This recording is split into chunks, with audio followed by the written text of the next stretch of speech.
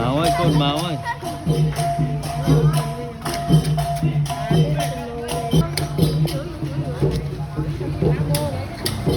Mẹ quá chứ. Đi cái like đi mù à.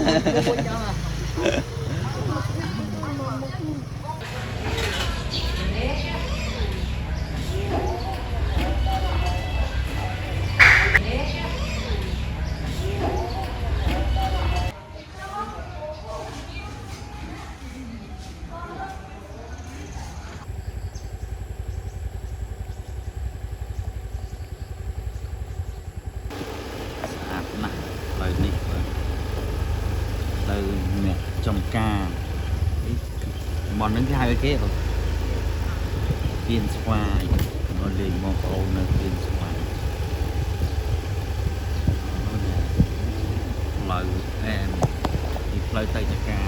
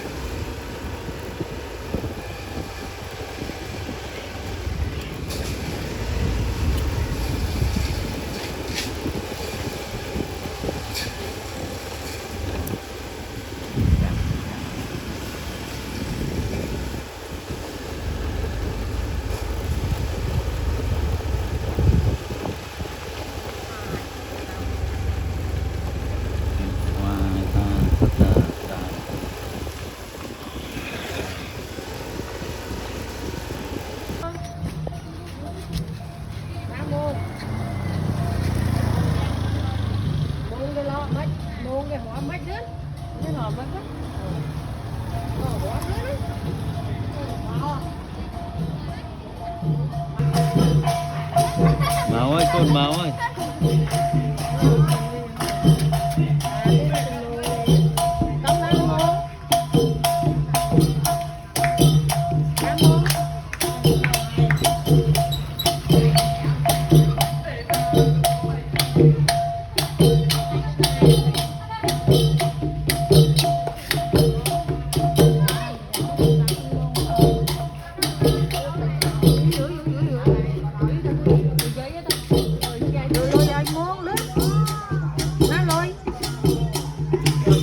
Mẹ quá chứ.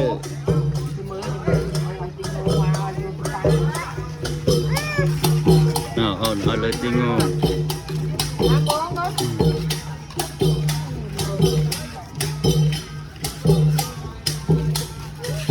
Hay ăn ngợp chào. Ôi nó lại.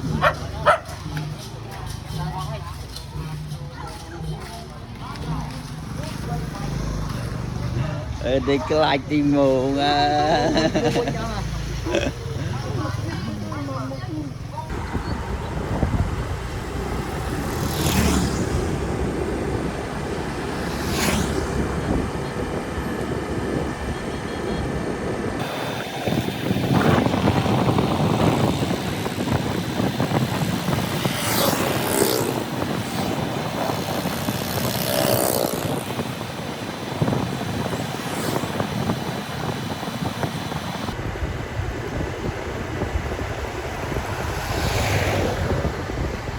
Chạy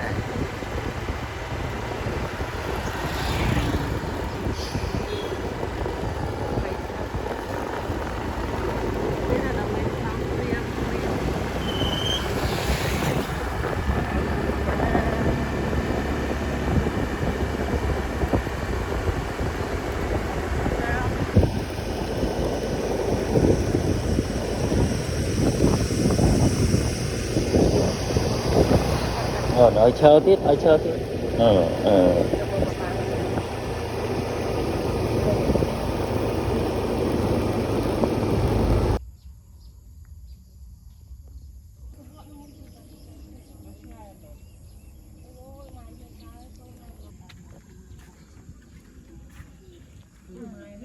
lọp anh những tận đi cho xài lúc mà ai lại bưng khói tầm khô trong đây nè คลิปมาเป็นตอนเป็นนี่เก่าเปลี่ยนเป็นตอน tông gì can ai นี่ thì thấy oi xí ni hề cua tất màu นี่เคยฉลังติดเลยเดี๋ยวฉลังติดเดี๋ยวอุ่นหมดละ một cạnh này nữa ต้องลงเรือมา rồi còn là lục trên ตัวอะไรไปดึงไม้ไปได้ตั้งนะเมิดก็ đây là cái này ở ban khơi nhỉ mơ một บางเชอ เกิดกำไรเอาไปถอดแล้วสาว นี่อูมันก็นี่ lấy dao xi đây ยกไม้มาต้องคอยหลุดโชคนี่